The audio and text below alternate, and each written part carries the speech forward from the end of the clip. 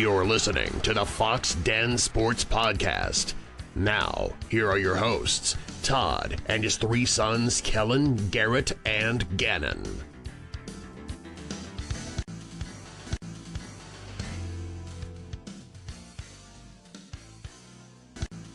Hello, everyone, and welcome back to the Foxx Den Sports Podcast, along with my two oldest sons, Kellen and Garrett. I am Todd Fox, and we want to welcome all of our friends, family, and even those foes to our 104th, 105th episode. Again, I always lose count, so I think it may be 105 today. But I know I think we got a lot to talk about. I know Dillon Gabriel put in today to the transfer portal. What are your guys' thoughts on that so far? I know it's still early, but was it a shock? What are your thoughts? I'm surprised he's coming back, but not surprised he's transferring. I was surprised he had another transfer left in him this late in his career, I guess. I don't know if it's counting as like a COVID transfer or like a grad transfer or what, but I was under the impression he was either staying with Oklahoma or he was done with college football, to be honest. Well, I know he had another COVID year, so, but if you think about it, the guy's not going to have. He's probably not going to be a high pick in any kind of NFL draft, so he might as well play one more year of college football. You know, that's kind of what I'm looking at. And then he's probably going to get more NIL than he would be hypothetically if he even did held a clipboard in the NFL. I don't know what the league minimum is for a backup quarterback. I got no clue, but hats off to him, though. I think we've all learned to appreciate him a lot more, you know, because he helped Oklahoma transition the last 2 years during, the big, the leaving of Riley and Caleb Williams and several other players. I think he helped kind of solidify that in a sense. Obviously, we didn't have a great year last year, but then again, he was hurt for a few of those games. But anyway, I wish him luck. I am surprised, though. I am surprised. Like I was telling you guys off air, my biggest concern is this, because what's going to happen now is Jackson Arnold will get the keys against Arizona in the bowl game, in the the Alamo Bowl. Yeah. So he'll get the keys for that thing. What happens? Knock on wood. I hope I'm not doing anything, but what happens if Arnold hurts himself and like he's going to be out like for most of the next year or something like that? You know what I mean? Like we've got to get somebody in there. Can we sign a decent backup to the transfer portal? It'd be the exact same thing that happened, exact same idea of a scenario of when we bench Spencer Rattler, Caleb Williams starts, Caleb Williams transfers, and then Spencer Rattler leaves too. Like it'd be we'd be right back in the same boat. Yeah. Well, I think it'd be a little different because Arnold would be the one that got injured, but I see what you're saying of where we were pretty much left with 0 quarterbacks now. But I just hate that that's ever like. I don't know why that's your first thought, honestly. It just scares me. Yeah, but I'm scared. It's Arizona. I know they're one of the most underrated teams. I will be very upset if that defense allows more than 20 points, and I'll be very upset if our backup quarterback, Bevel or Booty, can't put up 20 plus. So our running game alone should score us plenty of points. And I get Arnold, getting hurt, but what's to say next year he doesn't get hurt, and then we don't have a backup quarterback, and we just have a freshman quarterback. Like, I agree 100%, but OU went from a very small favorite to now being a 3-point underdog in this game just by Dillon Gabriel announcing that today. And honestly, it's probably better. More of a chip on the guy's shoulders and everything. I hope so. Especially being the team being just left out of the New Year's Six Bowl, which is a whole another conversation. Like, that's a whole chip on their shoulder as well. So not only do they think you're, again, not New Year's Six Bowl eligible, and Ole Miss and Penn State, who really haven't beaten anybody, are better than you, and you're an underdog to an Arizona 9-3 team who has lost, I guess, they've lost to some pretty big powerhouses, but other than that, they're not I guess, wowing me by any means. Sure.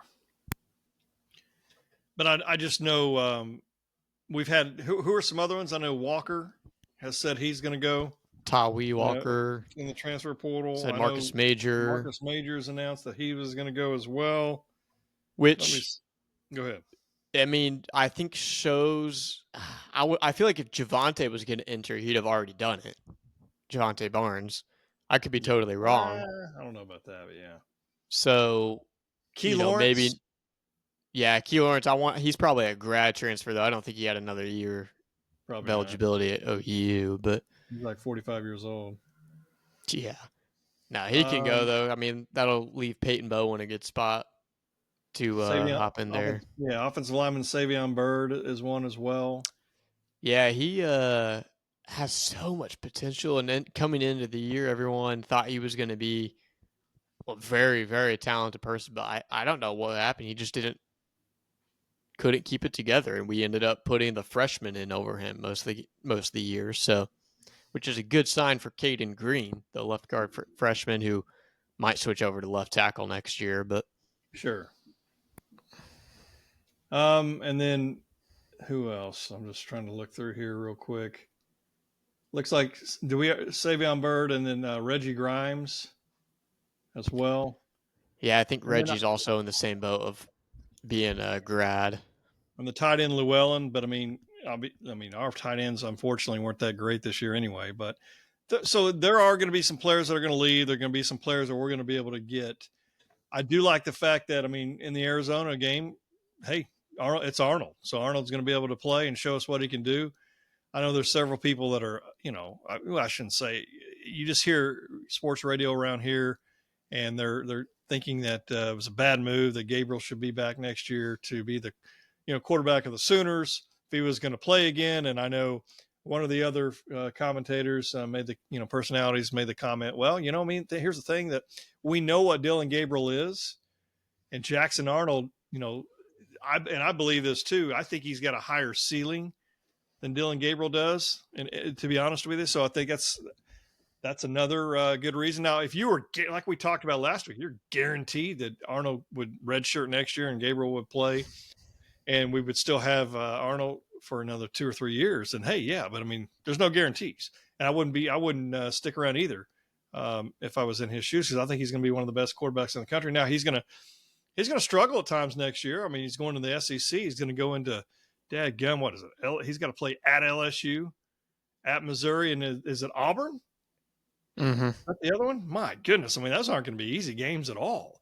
Not only, and you get the, the Texas game, things of that nature, but still, bottom line is, I think it's the right move. From what one of the guys said here locally, that this was an agreement that he heard. Of course, this is also, who knows who if any of it's true, but from between Brent Venables and Dillon Gabriel, but this would be his last year being the starter at Oklahoma. So he already knew it going into it that was going to be the case. And I get Gabriel next year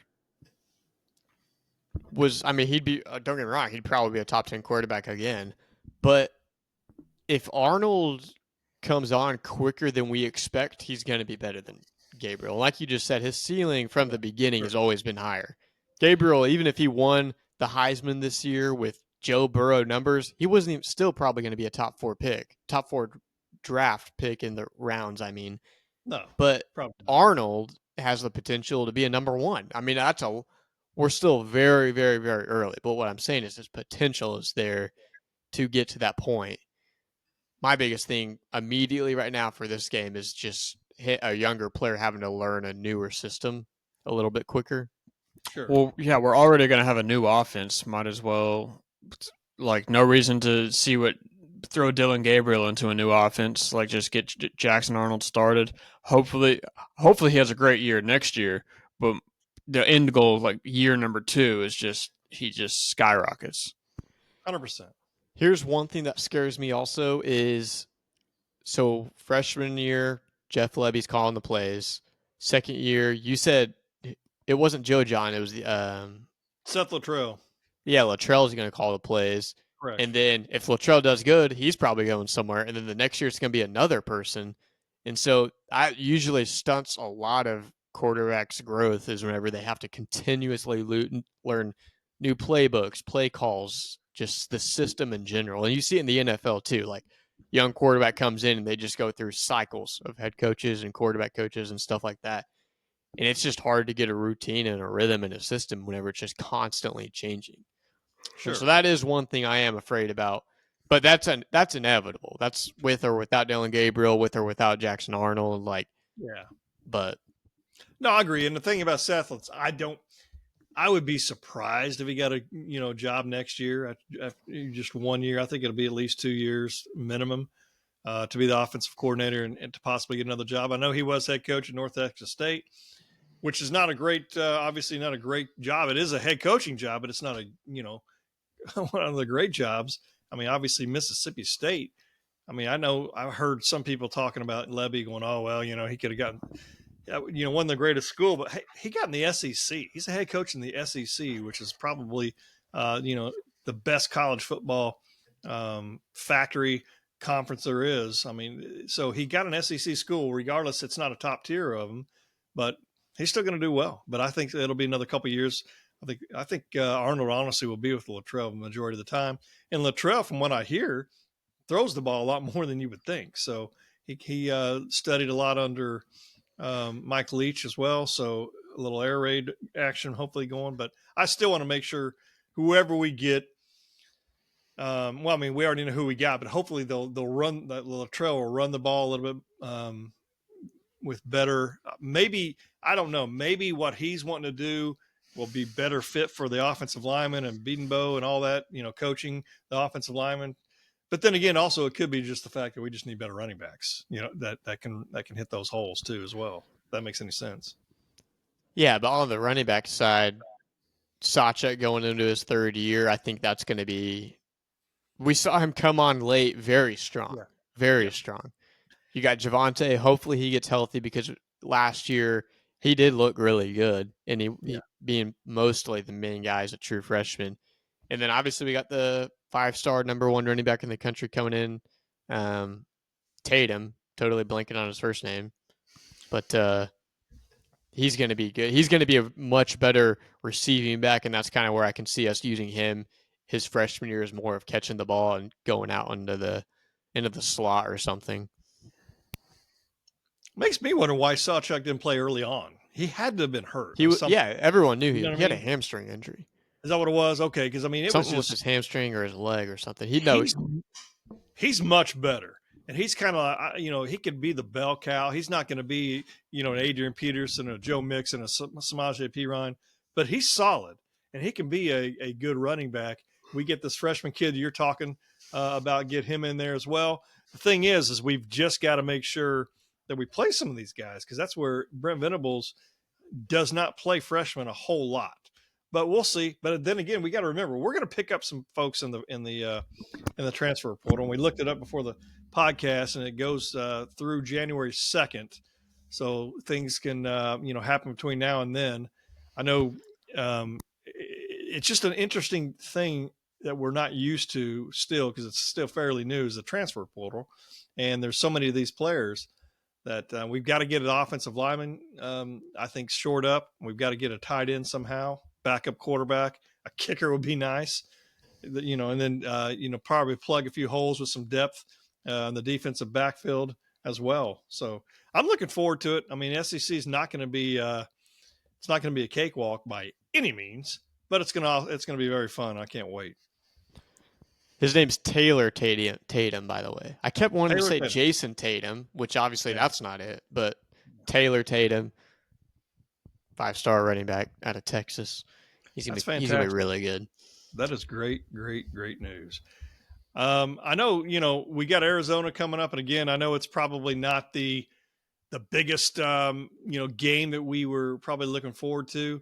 I know a lot happened this past week with the college football, championship games. I know Michigan won against Iowa, of course, and I think we all knew that was going to happen.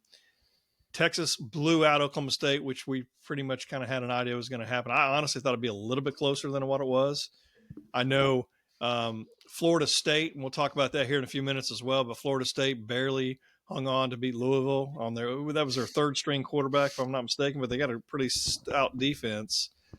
And then I honestly thought Oregon was going to win, and Washington did good. And Washington's a good football team and a lot better, honestly, than I thought.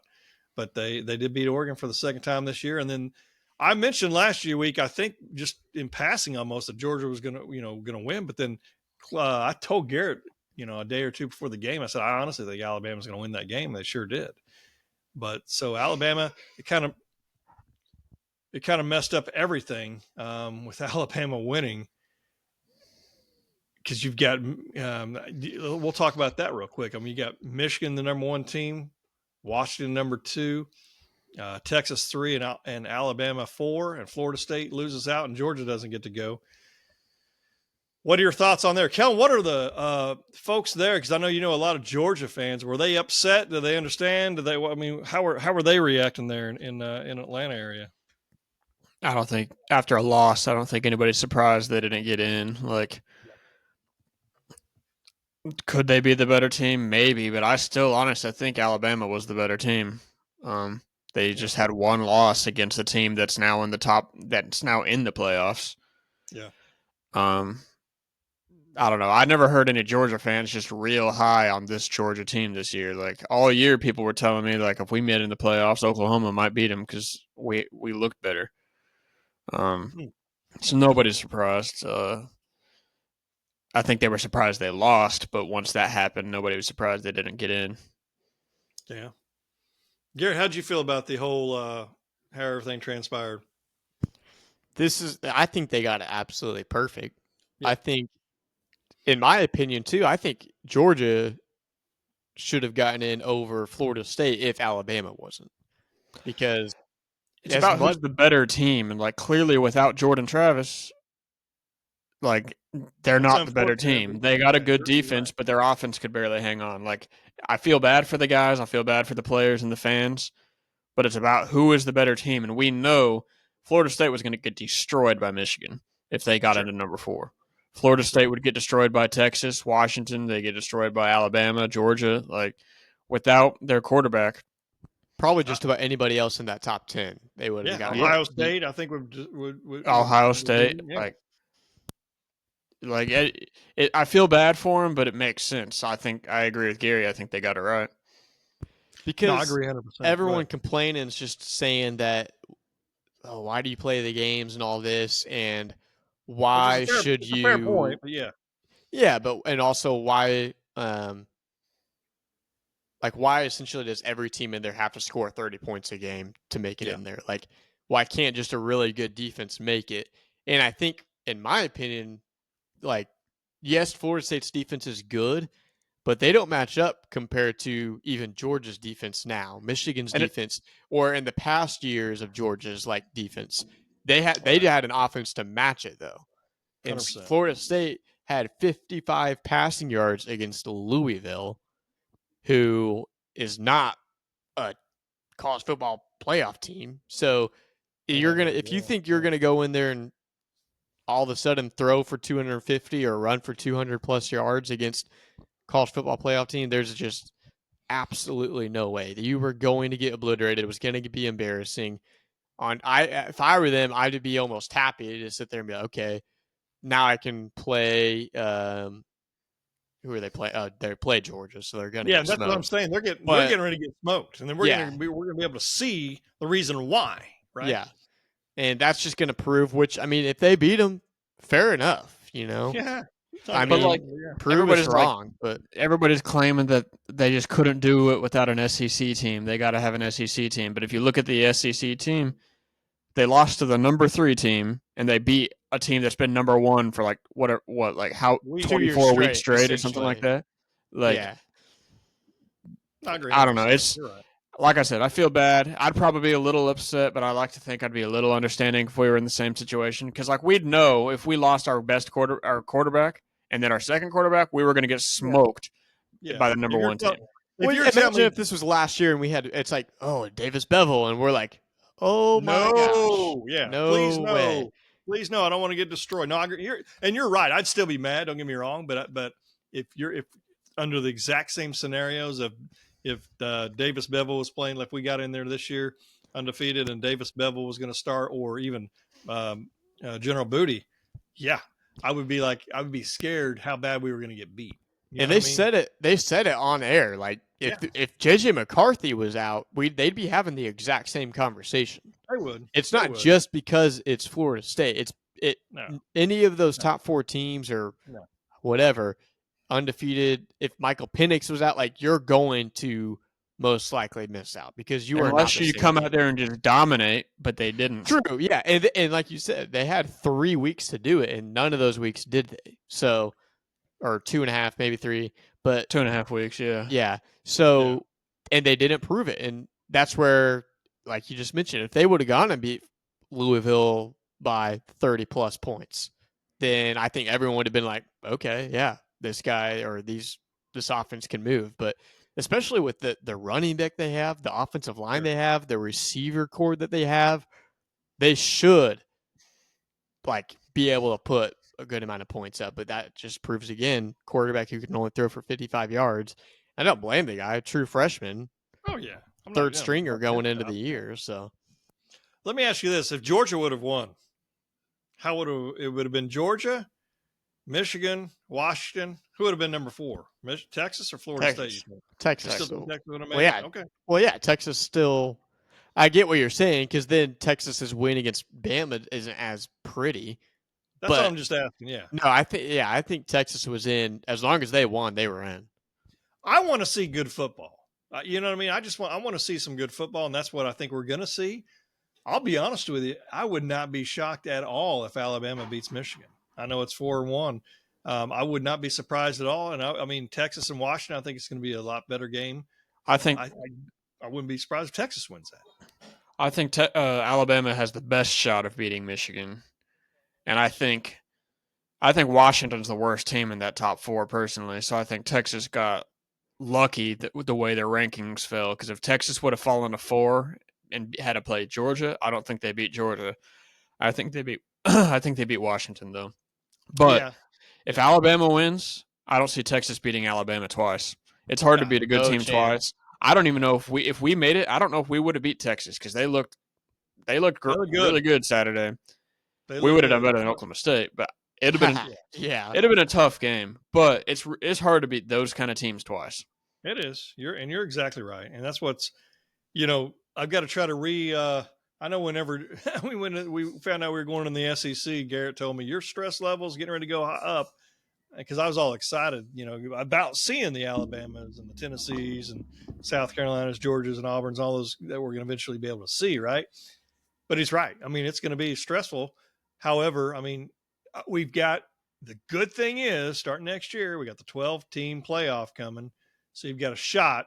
I don't know how many different teams. I mean, I'm assuming like Big 12's guaranteed and ACC is guaranteed to get a team in, right? And then how does it work after that? Do you know? Garrett, I may be able to hear you right now, Garrett. Yeah, I was muted. The best 4 championship teams are top 4 seeds, so they get the bye. No, I'm sorry, the top 2 get bye, I think. Anyways, top 4 get a bye. I think the top 4 get a bye because 12 plays 5. Yeah. Top 4 get a bye, and then it just kind of, I guess, trickles down from there of just who they think's best. Obviously, the 5th, well, I guess Pac-12 is not a thing anymore, so that's gone. But so there's your top 4. Because how many were there? 4 SEC teams in the top 12? You've got Bama, Georgia, Ole Miss, and that's it. Mizzou. But if you count Texas, Mizzou. Yeah, you're right. But if you count OU and Texas, 6. But I mean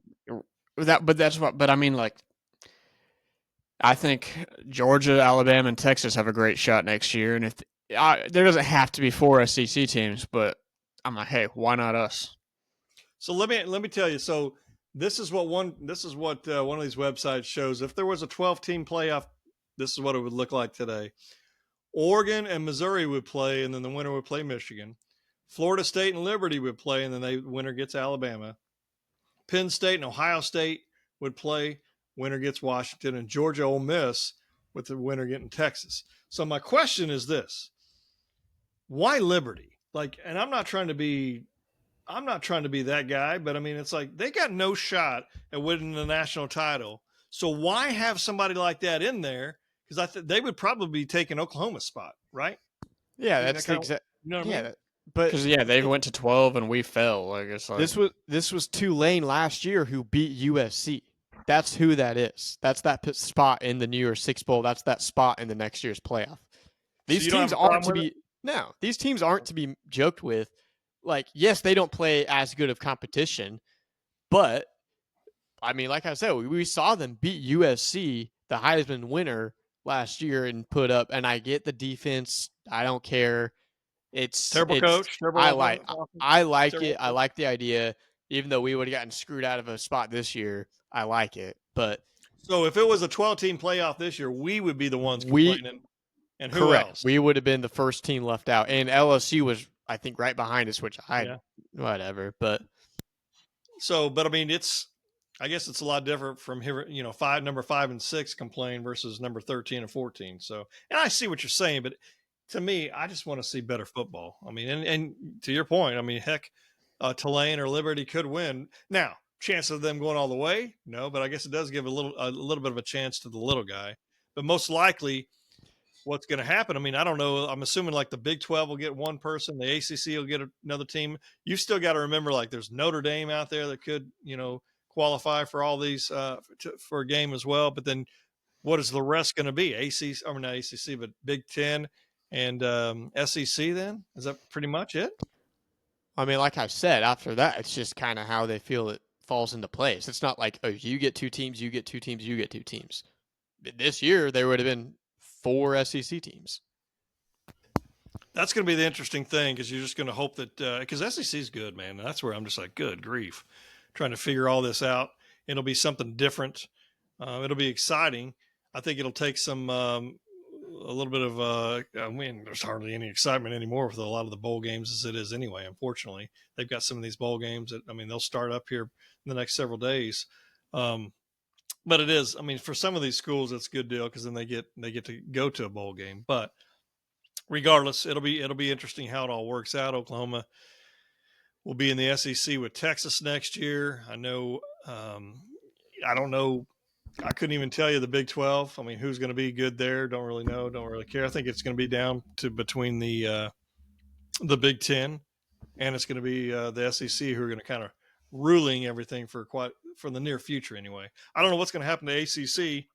I look for Clemson, Florida State, Miami at some point to jump ship somewhere. I don't know where, unless the teams jump to them. I don't know. But it'll be interesting for sure.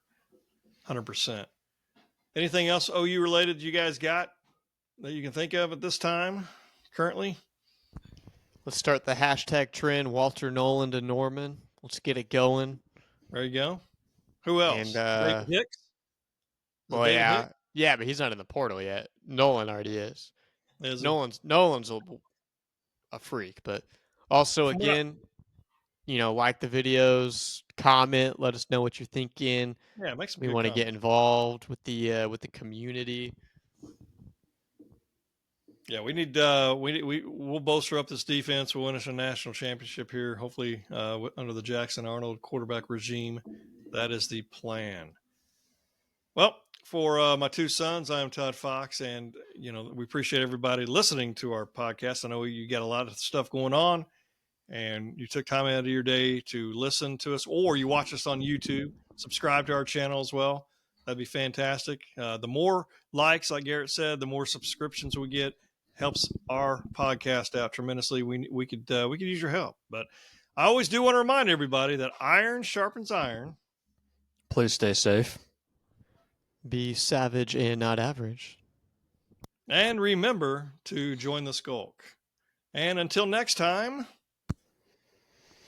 goodbye. Bye, everybody. Boomer.